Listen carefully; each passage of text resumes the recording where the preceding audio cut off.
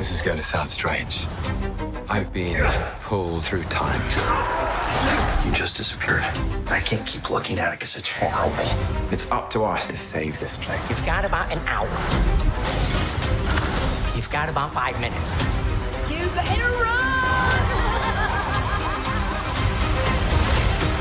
Loki! Come on! Absolutely not. Loki Season 2, streaming October 5th, only on Disney+. Welcome back, everyone. It's Charlie. Marvel dropped a brand new Loki Season 2 trailer, so we'll break it all down. There's also a bunch of connections to the Deadpool 3 movie, what's happening with Wolverine, the collapse of the multiverse, and the lead up to Secret Wars, because it also kind of seems like Marvel is using Loki as a sort of Molecule Man type of character if you're talking about the more recent version of Secret Wars. Got a lot of questions about whether or not Molecule Man is going to actually show up in the MCU. I think they're substituting the Loki character for that, but they're also changing some of the plot of the original Secret Wars, both the one in the 1980s and the more modern one. There's a bunch of big stuff coming up, so if you're brand new to the channel, be sure to subscribe to get all the episodes. The Loki episodes will actually start right as Ahsoka's finale is happening, so we'll have Ahsoka finale and Loki Season 2 Episode 1 in the same week pretty soon. The minor connection between the two is actually Ray Stevenson, who played Volstagg as part of the Warriors 3 during the Thor movies. May he rest in peace. He passed away recently. He was great as Volstagg in all those Thor movies, but I feel like he's been way, way better on the Ahsoka series. Obviously, he was also a version of the Punisher, too. One of the most hardcore versions of the Punisher. For the last time, give me your wallet.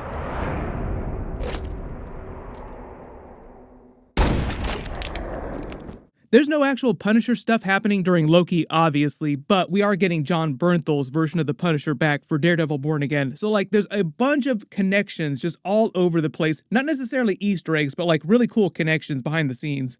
The minute they announced Loki Season 2, people were also wondering which other Thor characters would cross over onto the series. Will we see Frog Thor come back? Will we see Chris Hemsworth's Thor come back in some kind of way? The funny thing about Frog Thor during Season 1 is that they actually had a big deleted scene they're actually going to put on the Loki Season 1 Blu-ray, so I'll do a video for it as soon as they drop it, but it's basically Frog Thor versus a version of Loki. There was a much bigger version of that Frog Thor scene before you saw him trapped in that jar.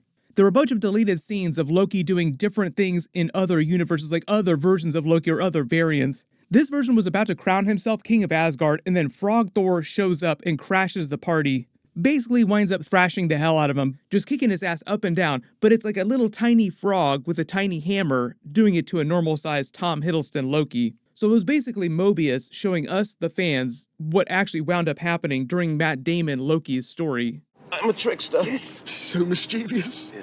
Sorry about that time. I turned you into a frog. It was a wonderful joke. It was indeed hilarious. Like another version of the D.B. Cooper type of scene, which was meant to be an example of an adventure that the regular Loki had before he was killed in Avengers Infinity War, before this Loki variant was created. They didn't say exactly when the Frog Thor scene was supposed to happen in their timeline, just at some point before the events of the first Thor film. But they had Tom Hiddleston performing his part of the scene separately, on his own, with some motion capture references, and then spliced it together with the Frog Thor part, because Frog Thor is a pure special effect, just like Alligator Loki. So you have to imagine Tom Hiddleston faking getting pummeled by a tiny little frog and a tiny little hammer. As awesome as that sounds, the reason they said that they deleted the Frog Thor scene is because the early part of this episode 1 with them in the time theater felt like it was dragging on in the edit bay, and they knew that they were going to do the Frog Thor Easter egg later in the void during episode 5, so they just opted to delete it. But the other really cool detail about Frog Thor that the director just revealed is that the version that we see in the series really is Chris Hemsworth recording new dialogue for the scene. This is the director Kate Herron talking about it on the podcast For All Nerds. Throg, obviously, getting him in. And we recorded Chris Hemsworth for that, by the way. Wow. I haven't told everyone that yet, but we recorded him for that. So that's new recording. Wait, recorded him audio? Making the noise. His voice. He's screaming. Yeah. Yeah, that's like a whole new recording, not recycled. He recorded that. But it was meant to be a slightly different version of Frog Thor because there are a couple versions from the comics, and in the MCU, it was actual Thor that was turned into a frog. The version of Frog Thor in the comics, or Throg, however you want to think about him, was an actual frog who just gained the powers of Thor. When we get closer to them actually releasing that Loki Season 1 Blu-ray, I'll give away a couple of copies in my Loki episode videos. so happy that Disney finally reversed course and is releasing actual Blu-rays for some of these Marvel and Disney Plus series. The Mandalorian, the Star Wars series are also getting Blu-rays as well too, but they're kind of trickling them out. Like they're not releasing every single Disney Plus series on Blu-ray right away. Just starting at the beginning of this brand new trailer footage, they actually start with a version of Loki and Mobius talking about the time slipping, but they put some text on top of it. Love the way they highlight the word strange, as in Doctor Strange, so you're thinking about Doctor Strange, because I think there's a connection with what's happening with the incursions. The whole idea is that this is all leading up to Avengers Secret Wars, where the multiverse collapses on itself with the incursions. And incursions are basically when two different universes collide with each other, destroying one or both of them. The reason why the incursions were happening were different in the original comic book version of this. They're changing things just a little bit for what's happening in the MCU. They're making Doctor Strange largely responsible for a lot of the incursions or variants of Doctor Strange. You caused an incursion, and we're gonna fix it. They kind of got into that with Supreme Strange during Doctor Strange Multiverse of Madness, but then there was the other version of Doctor Strange Supreme during What If, which was kind of doing the same thing, but a slightly different version of the character. The whole idea is that you have a couple different characters in the MCU, Deadpool also included in that bunch, that are slowly, accidentally, or on purpose, destroying different universes. Supposedly, Loki's time slipping will have something to do with that, like you see the timeline literally coming unfriendly, like the timeline is literally coming apart at its seams. They do this clock effect because we're talking about time, the TVA, the timeline itself, where the clock moves around hands and you see Loki in different scenes during different parts of his timeline in the episodes. It looks like at some point he walks out on that same walkway to try and fix the timeline, like he walks up to the raw timeline itself with all the energy billowing around him. Supposedly, he's actually going to manifest his full costume, like his full Loki horns in this scene too, for those of you wondering. They actually put him on the poster, so like all these different versions of Loki that we see with the different costumes, we'll see those during the episodes. The whole idea with the time slipping, in at least the first episode before they get it under control, is that he's jumping backwards and forwards within his own timeline inside the TVA. There's a new scene of him time slipping to that McDonald's. That might be the 1980s McDonald's where Sylvie is and how he finds out that she's there. There's the funny scene with Ke Huy Quan's Ouroboros character telling them how to fix things. Like, okay, we have an hour to fix everything. Then things get way worse with the timeline about to destroy the TVA. And he's like, wait, no, we have about 5 minutes. Not sure what's happening here where you have all these TVA agents coming for Loki, Sylvie, and Mobius. This is them back in the 1980s with the Zaniac character that they captured as a regular variant, and Sylvie is enchanting him using her power. Like, that's one of her special powers because she's based on the Enchantress character and Lady Loki. There's always a ton of questions about them actually doing the Enchantress character. Every time there's like a new Thor project, like a Thor movie or a Loki season, are they going to do Amora the Enchantress? They actually did the Enchantress's sister on Agents of S.H.I.E.L.D. way back in the day. Would you rather hear about how the man you loved followed me around like a dog? That was all meant to be canon to the MCU, so if there's a sister to the Enchantress, that means the Enchantress has to exist in the MCU. Love the old-timey version of Miss Minutes, who seems way more stabby, way more hardcore than the other version of Miss Minutes we saw last season.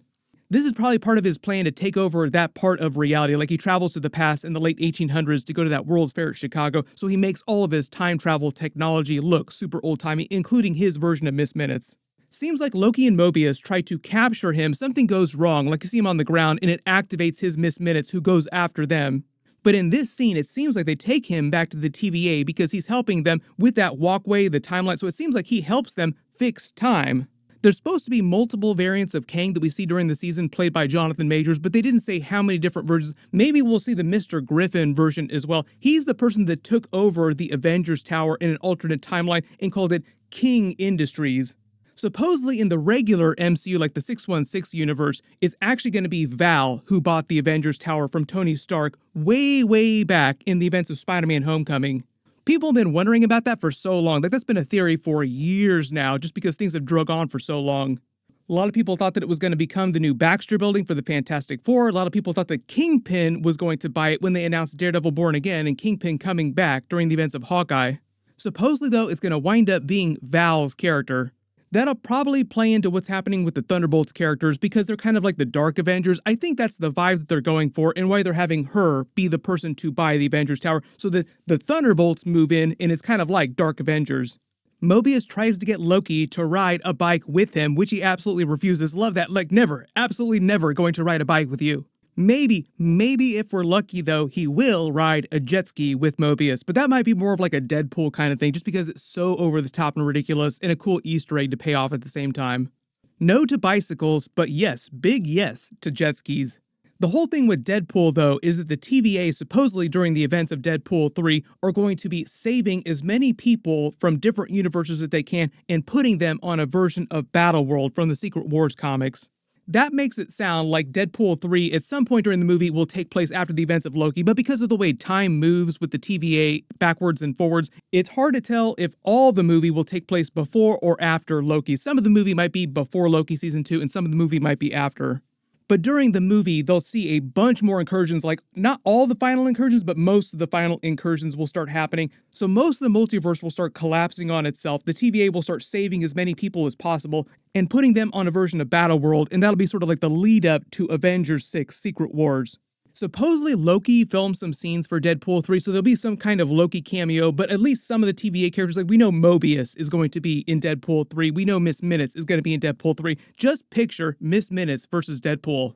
There'll probably be a couple more Loki trailers before the season drops, so of course I'll do more videos as we get more footage, but post all your big questions and theories in the comments below. Click here for my Ahsoka Episode 7 trailer video, and click here for all my Deadpool 3 videos. Thank you so much for watching, everyone stay safe, and I'll see you guys in the next one.